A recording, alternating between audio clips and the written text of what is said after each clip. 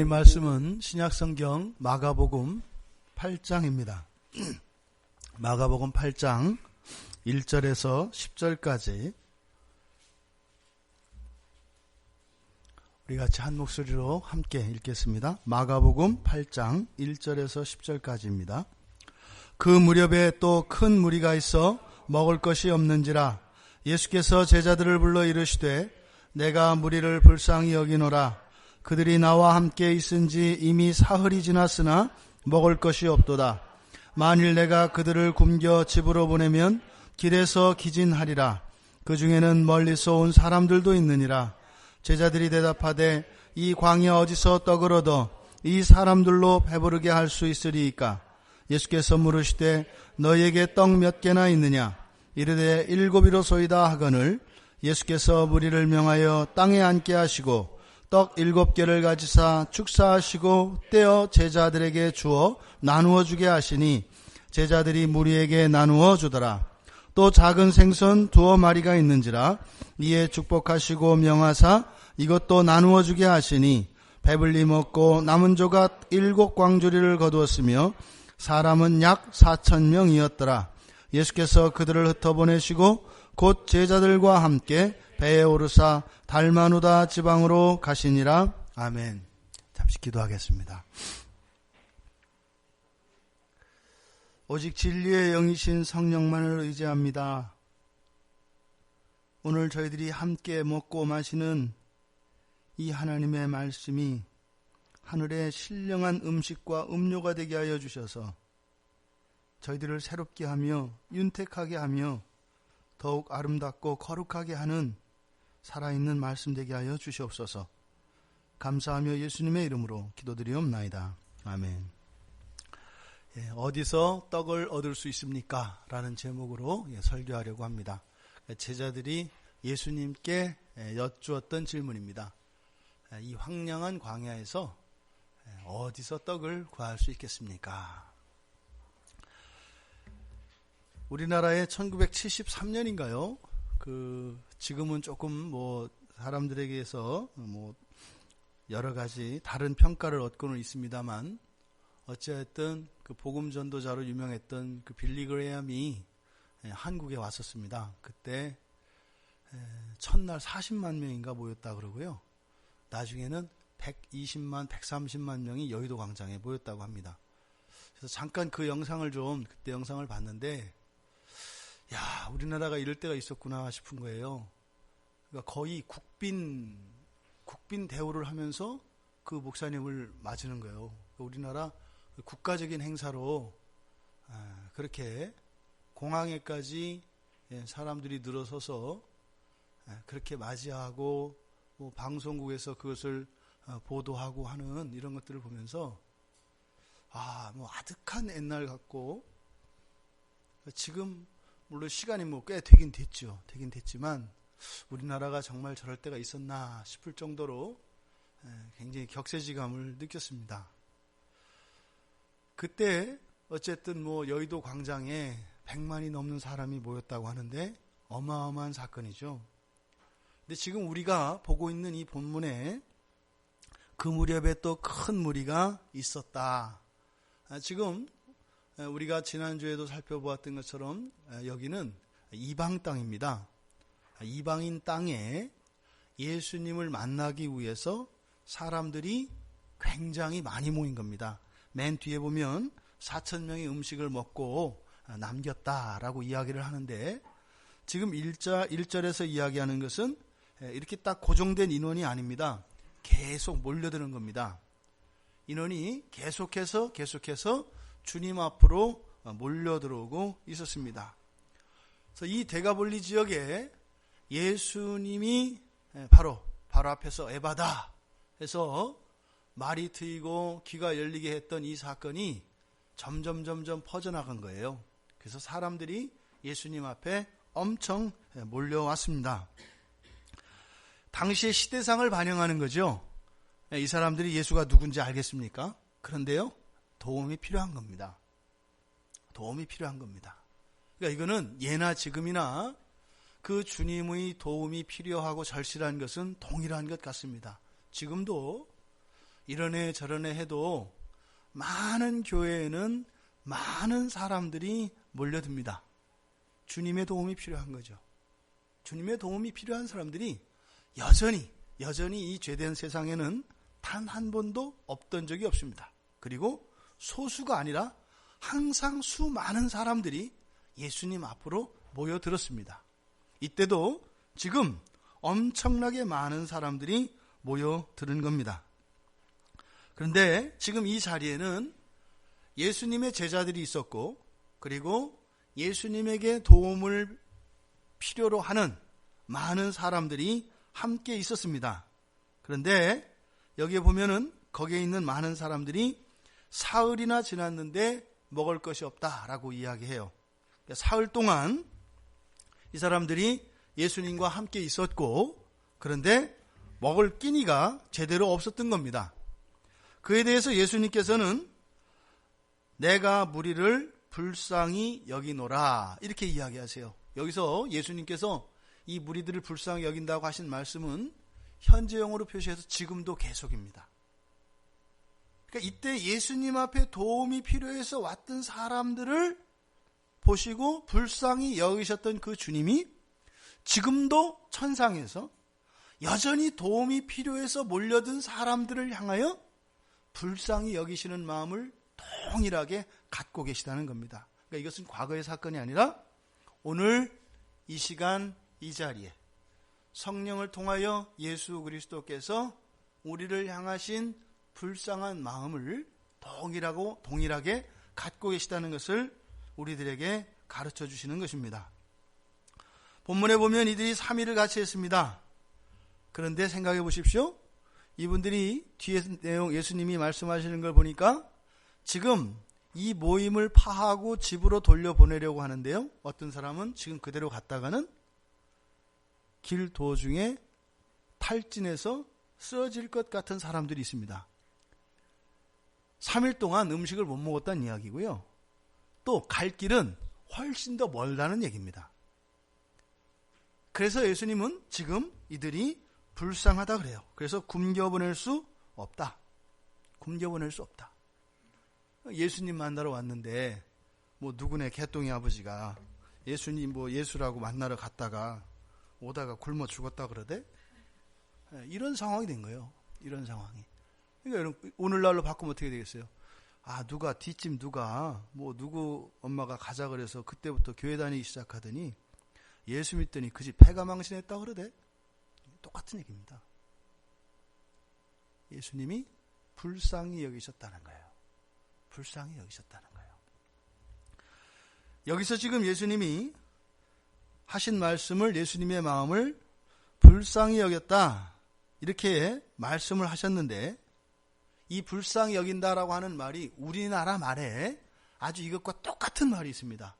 여기서 말하는 불쌍이다는 말은 우리말이 좋은 단어가 있는데 왜 이렇게 했는지 모르겠어요. 우리말에 애간장 녹인다는 말 있죠. 애간장 태운다, 애간장 녹인다 똑같은 단어입니다. 애가 뭔지 아세요? 애간장 이 애? 애가 이 창자거든요. 창자. 그래서 간과 장, 그래서 이게 강조하기 위해서 애간장 그러거든요. 그러니까 애를 태운다, 애를 녹인다. 그러니까 애나 애간장이나 같은 말이에요. 강조하는 거거든요. 그러니까 여기에 지금 불쌍히 여긴다는 말이 똑같은 단어입니다. 그러니까 이 애간장 탄다 이거. 예수님의 마음이 애간장 탄다 이거예요. 누구 때문에? 여기에 모인 많은 사람들 때문에 지금 애간장이 녹는다고 말씀을 하시는 겁니다. 왜 주님이 그들을 보시고 이렇게 불쌍히 여기셨을까요? 왜 이렇게 애간장이 녹고 계셨을까요? 여러분들이 생각해 보시면 알아요. 여러분들이 입장 바꿔서 생각을 해보세요. 며칠 길을 광야를 걸어왔어요. 주님 앞에. 왜 왔겠어요? 뭔가 도움을 받고 뭔가 얻으려고 온 거 아니에요. 왔는데 예수님이 이 사람들을 보고 불쌍하다고 하는 걸 보니까 이 사람들이 얻었어요? 못 얻었어요? 못 얻은 거예요. 빈손인 거예요. 불쌍한 거예요. 바쁜 생계를 다 뒤로 하고 그저 예수님 앞에 도움을 받기 위해서 왔는데 빈손이다 이 말이에요. 며칠 지났어요? 사흘이 지났어요. 그런데 빈손이에요. 그러니까 주님의 애간장이 녹는 겁니다. 이제는 돌아가야 할 시간이 된 거예요. 그런데 이들은 빈손인 거예요. 빈손인 건 고사하고 지금 이 사람들이 어떻다고요? 예수님한테 와가지고 무슨 도움을 받으려고 왔는데 도움은 고사하고 뭐예요? 끼니도 못 때웠다고요. 집에 있었으면 다리라도 편했을 거 아닙니까? 또 밥 3끼야 먹었을 거 아닙니까? 또 지금 돌아가야 할 길이 까마득하지 않습니까? 헛된 그들의 발걸음으로 인하여 불쌍히 여기셨고 또 오히려 헛될 뿐만 아니라 그것으로 인하여 해를 입은 손해를 본 이들로 인하여 주님이 불쌍히 여기셨다는 겁니다. 그런데 이 기사에 좀 이상한 내용이 나옵니다. 지금 여기는 어디라고요? 유대인들이 아니라 이방인이라고 그랬어요. 앞서서 이 기먹고 말 더듬은 사람을 고치실 때 예수님이 이상한 행동을 취하셨잖아요. 그렇죠? 침도 뱉고 손가락 넣고 그 했던 이유가 뭐라 그랬어요? 여기는 이방의 땅이기 때문에 말씀을 들을 수 없는 전제들이 많아요. 그러니까 어떻게 해요? 이런 행위를 통해서 그들로 하여금 믿음을 불러일으키시려고 하는 그런 특별한 그런 치유 기사가 있었다 이 말입니다. 지금 연장되고 있는 거거든요. 그러니까 이분들이 여기서 3일 동안 예수님 말씀을 듣고 있었다? 앞뒤 정황이 맞지가 않습니다. 앞에 6장에서 오병이어의 기적이 나옵니다. 그때는 달라요. 그때는 유대인 땅에서 사람들이 말씀에 푹 빠졌습니다. 그리고 나서 그들에게 푸른 풀밭에 앉혀서 떡 5개와 물고기 2마리로 그 사람들을 먹였거든요. 근데 지금 여기는 상황이 달라요. 필시 이 자리에 온 사람들은 예수님의 말씀을 사모해서 온 사람들 아닙니다. 이방 땅이기 때문에 단지 뭐예요? 병 고치러 왔거나 들려있는 귀신을 쫓아내 주기를 원했거나 삶의 실질적인 그 문제를 고치고 회복받기 위해서 온 사람들이에요. 며칠이요? 사흘이나 같이 있었습니다. 그런데요, 아무 도움이 안 됐다고요. 아무 도움이 안 됐다고요. 마가는 이 사흘 동안 있었던 일에 대해서 일체 침묵을 합니다. 생각해 보세요. 예수님은 분명히 권능이 있는 분이세요. 믿음이 있는 사람은 믿음으로 고친다고 하지만 믿음이 없는 사람도 고치신단 말이에요. 신적 권능이 있어요. 그런데요, 일체 얘기를 안 해요. 단지 많은 사람들이 주님 앞에 도움을 구하기 위해서 몰려왔다. 사흘 동안 밥도 안 먹으면서 주님께 매달려 있었다. 그런데 빈손이었다. 그것에 대해 주님이 몹시 애간장이 녹았다라고 이야기를 하고 있는 겁니다. 단지 많이 모였을 뿐입니다. 많이 모였을 뿐입니다. 많이 모였다가 이제 그 사람들은 집으로 돌아갈 일만 남았습니다. 굉장히 특별한 기사입니다. 예수님 앞에 이토록 수많은 사람들이 큰 무리로 지칭되어지는 이 사람들이 예수님 앞에 왔었는데 모두 빈손으로 헛헛한 가슴에 지친 몸을 이끌고 집으로 돌아가는 이런 장면은 성경에서 굉장히 낯선 장면입니다. 이때 이들을 향하여 불쌍히 여기시는 주님, 그 주님께서 제자들에게 이야기를 하셨습니다. 그냥 밥도 안 먹이고 돌려보낼 수 있겠냐. 밥이라도 한 끼 먹여서 보내야 되겠다. 와서 빈손이라 할지라도 가다가 탈진해서 쓰러져서 해야 되겠냐. 집에 돌아갈 힘은 있어야 되니까 밥 한 끼 먹여야 되겠다. 주님이 이렇게 얘기하신 거예요. 그때 4절에서 제자들이 대답을 합니다. 딱 대답이 뭐예요? 이 광야에서 떡을 어디서 얻어 이 사람들로 배부르게 할 수 있겠어요? 지금 마가복음 6장에서 오병이어 때는 돈 타령을 했습니다. 그때는 그 근처에 도시들이 있고 빵을 살 만한 곳이 있었습니다. 근데 그때는 돈이 없었어요. 그래서 그때는 뭐라 그랬어요? 주님, 우리에게 그런 돈이 어디 있어요? 지금 여기서는요, 이 황량한 이 광야 벌판에서 돈이 있어도 빵 살 데가 없지 않습니까? 그러니까 제자들이 어디서 떡을 얻을 수 있습니까? 라고 묻는 이 말은 주님에게 어디 가서 빵을 사올까요? 이렇게 물어보는 게 아니에요. 뭐예요? 없잖아요. 빵 구할 데가 없잖아요. 어쩌면 이것은 제자들이 자신들을 돌보지 않으시는 주님에 대한 불평과 불만의 표시일지도 모릅니다. 왜요? 그 무리들이 굶었으면 10중 8구 제자들도 굶었고요. 예수님도 굶었어요. 무리들 앞에서 예수님이 제자들만 먹으라고 했을 리가 없습니다. 예수님만 드셨을 리가 없습니다. 같이 굶었습니다. 그러니까 제자들 입장은 뭐예요?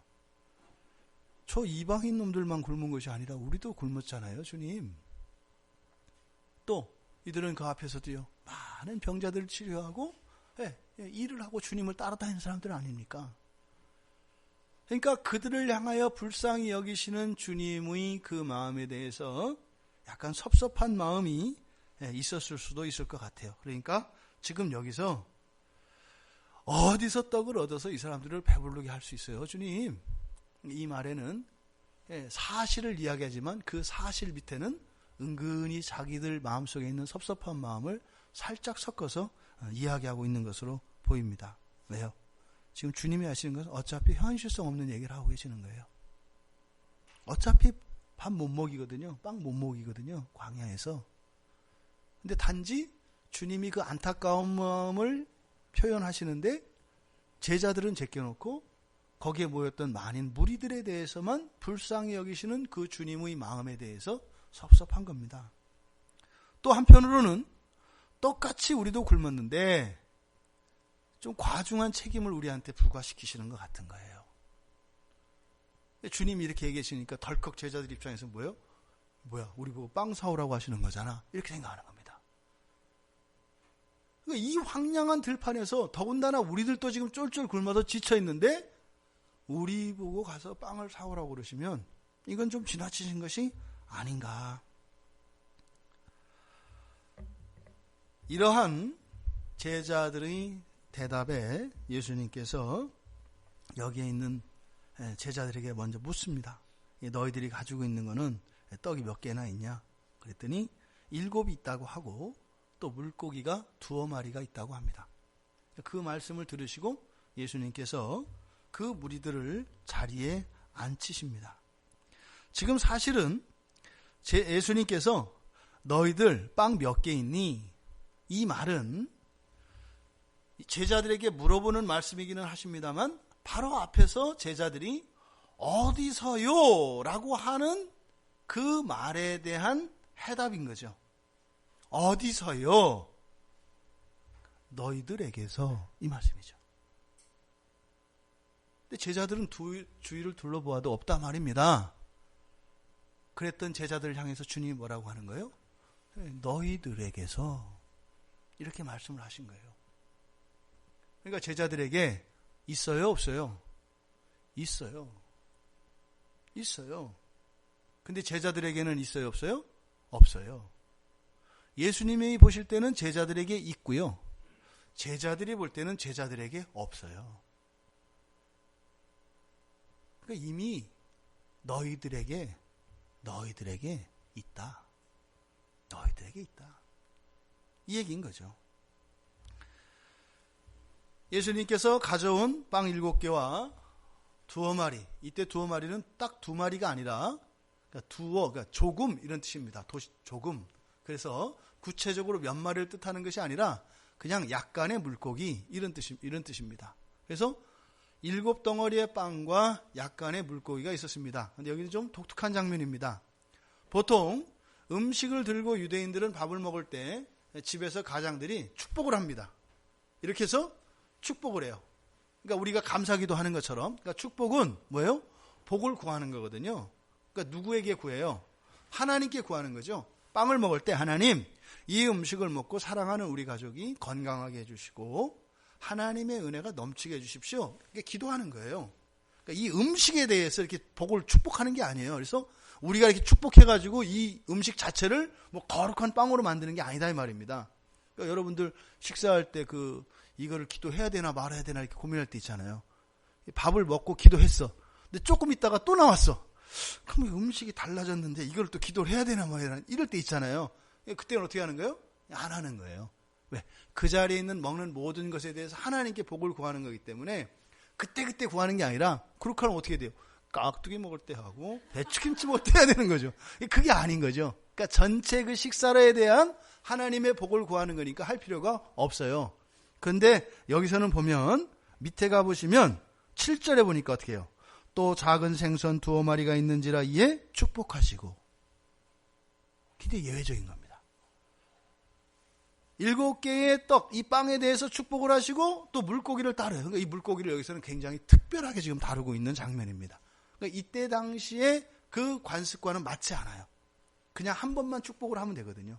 근데 따로 축복을 하고 따로 떼어주는 그런 장면입니다. 어찌하여튼 주님께서 가져온 7덩어리의 빵과 몇 마리의 물고기를 축사하시고 축복하시고 나누어 주십니다. 그랬더니 어떻게 됐어요? 문제가 해결됐습니다. 이제 집으로 돌아가는데 기진맥진한 이 큰 무리들에게 힘이 생겨서 돌아갈 힘이 생겼고요. 또 예수님에게 섭섭해했고 또 배도 고팠던, 그리고 이 일을 어떻게 감당해야 되나 걱정하고 있던 이 제자들의 문제가 완전히 해결됐습니다. 아까 말씀드린 것처럼 굉장히 큰 이적인데 마가는 아무런 느낌 없이 그냥 이 글을 써내려가고 있습니다. 뭘까요? 진짜 문제가 무엇인가 하는 것을 마가가 일체 침묵함으로써 독자들로 하여금 알게 하려는 겁니다. 배고픈 게 문제도 아니고요. 이들이 돌아갈 길이 안전도 문제가 아닌 거고요. 아닌 거예요. 먹고 사는 문제도 아니고 또 이걸 해결하기 위해서 뭐 어디서 어떻게 사야 되는지 이것도 문제가 아닌 거예요. 주님이 완전히 해결을 하신 겁니다. 주님은 큰 무리들을 바라보시고 애간장이 녹으셨습니다. 많은 무리들에 대해서 가지고 있는 주님의 마음을 알아야 돼요. 제자들은 빵을 어디서 사와야 되고 얼마만큼을 해와야 되고 이 배고픈 게 얼마나 심각하고 고통스러운 이게 아니라 주님의 마음을 아는 것이 중요합니다. 늘 주님을 따라다니는 제자들은 항상 어떻게에 관심이 있습니다. 어떻게요? 어떻게요? 어떻게요? 주님은 어떻게에 대해서 대답을 안 하십니다. 주님이 가르쳐 주시는 것은 무엇을 해야 되는가입니다. 무엇을 해야 되는가? 그러니까 무엇을 어떻게 하는가가 아니라 무엇을 해야 되는가입니다. 지금 여기에는 수많은 무리들이 주님 앞에 나와 있는데 쫄쫄 굶었습니다. 아무런 유익도 없었습니다. 무엇을 해야 되겠는가? 무엇을 해야 되겠는가? 제자들에게 지금 주님이 이것을 가르쳐 주시려고 하는 것입니다. 무엇을 줄 것인가? 이들에게 지금 당장 줄 수 있는 것은 무엇이에요? 빵입니다. 그러면 그 빵을 공급해 주기 위해서는 때로는 인간적인 방법으로 우리의 상식 안에서 해결될 때가 있습니다. 그런데요, 우리의 한계를 뛰어넘는 상황에 맞닥뜨릴 때가 있습니다. 그럴 때는 우리는 어떻게 하죠? 없다죠. 할 수 없다죠. 주님은 상식을 초월하시는 분이라는 것을 우리가 잊어서는 안 됩니다. 너무 놀랍지 않아요? 이미 오병이어의 기적을 체험한 사람들이에요. 이미. 그런데 여전히 이들은 어떻게 해요? 어떻게의 문제에서 벗어나고 있지 않은 겁니다. 오병이어의 기적을 체험했지만 그것은 그것이고 지금은 지금 따로 떨어져 있다 이 말입니다. 우리죠, 우리. 우리들의 신앙생활이 이렇죠. 연결이 안 돼 있고 다 조각 나 있습니다. 한때 은혜 받았던 기억들과 하나님의 놀라운 은혜와 그 성령의 역사, 말씀이 우리의 마음을 기경하여서 우리의 마음을 뒤집어 놓고 나의 죄와 그리스도의 십자가가 아니었더라면 소망이 없었던 죄인이었다는 것을 알게 해서 정말 그리스도가 아니었으면 나는 절망할 수밖에 없는 존재였구나. 근데 그걸 어떻게 해요? 뚝 잘라서 코팅을 해서 떼놓는 거예요. 그러니까 언제 그런 일이 있었냐는 듯이, 마치 학교 가는 어린 학생이 학교 가 다녀오겠습니다 하고 집을 나갔다가 계단 내려갔다가 다시 또 올라와서 뭐 들고 또 가, 또 나가. 또 학교 다녀오겠습니다 하고 또 나가서 또 계단 내려갔다가 또 다시 올라와. 그래서 또 학교 다녀오겠습니다. 아침 내내 그러고 있어. 학교 다녀오겠습니다. 언제 학교 가려는지. 이게 우리들의 신앙의 모습이에요. 연결이 안 돼 있어요. 연결이. 그러니까 집에서 그 몇 메타 이상을 못 벗어나는 거예요. 그러니까 열심히 또 하죠. 왜? 시간 늦었으니까 막 열심히 뛰었다가 막 점점 빨라지는데 골목을 못 벗어나. 학교는 가긴 가는 건지 이런 거죠. 이 제자들이 이렇게 단절되어 있는 그 하나님의 살아있는 성령의 역사하심과 하나님이 베푸셨던 그 은혜에 대한 것들이 현재 속으로 들어오질 않아요. 내가 날로 새로워지는 게 아니라 현재가 날로 새로워. 그러니까 나는 새로워지는 줄 모르고 그냥 날로 새로운 내일이야. 그러니까 오늘은 아프간에서, 내일은 이집트에서, 내일은 파키스탄에서 날로 새로워. 여러분, 날들이 새로워지는 게 아니라 여러분들이 새로워지는 것을 기억하시기 바랍니다. 그럼 여러분들이 새로워져서 날들을 이깁니다. 시대를 이겨나가는 겁니다. 여러분들의 인생을 너끈히 감당할 수 있게 되어져 가는 겁니다. 주님은 이것을 제자들에게 가르쳐 주시려고 하는 것입니다. 주님이 도우셨던 과거의 기억을 잊지 말아야 합니다. 우리의 과거의 기억 속에서 주님이 도와주셨던 일들은 항상 상식을 초월했습니다. 항상 우리의 상식을 초월하셨다고요. 불가능한 일을 가능하게 하셨고요. 할 수 없었던 일을 하셨다고요. 이 자리에 있는 여러분 가운데 어느 누구도 그런 기억이 없는 분이 없습니다. 그런데 오늘 내가 살아가는 이 자리에는 그 주님이 낯선 주님으로서 다시 한번 처음부터 다시 해보시죠라고 하고 있는 이 제자들의 모습. 예수님께서는 그들을 배불리 먹이셨습니다. 배불리 먹이셨습니다. 그리고는 그들을 흩어 보내셨습니다. 그리고 제자들과 배에 오르셨습니다. 여러분, 이 사람들이, 그렇게 많은 사람들이 주님 앞에 온 이유가 먼 길을 걸어와서 주님과 함께 3일 동안 쫄쫄 굶다가 마지막에 물고기와 빵으로 배 채우고 집에 돌아가기 위해서 왔을까요? 말도 안 되는 소리 아니에요? 주님 앞에 왔는데 생고생하다가 마지막 날에 천국 가기 위해서 왔을까요? 아니에요. 마지막 날에 배 터지게 먹는 날이 올 겁니다. 주님이 우리를 천국 보내셔서 육신으로, 영혼으로, 마음으로 배 터지게 먹을 겁니다. 만족할 겁니다. 근데 그 전까지는 쫄쫄 굶으라고 할까요? 아니라는 거예요.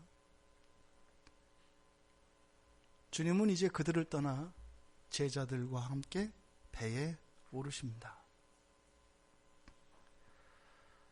주님은 그 마지막 순간에 배불리 먹고 포만감을 느끼며 집으로 돌아가는 그들을 위해서 이들을 만나 주신 것도 아니었고, 그들을 그대로 내버려 두지도 않으십니다.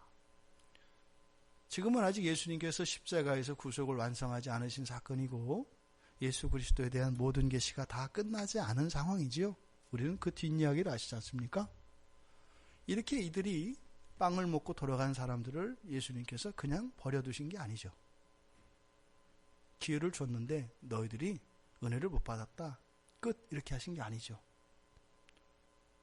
예수님이 하늘로 승천하신 목적이 바로 무엇이에요? 이런 사람들.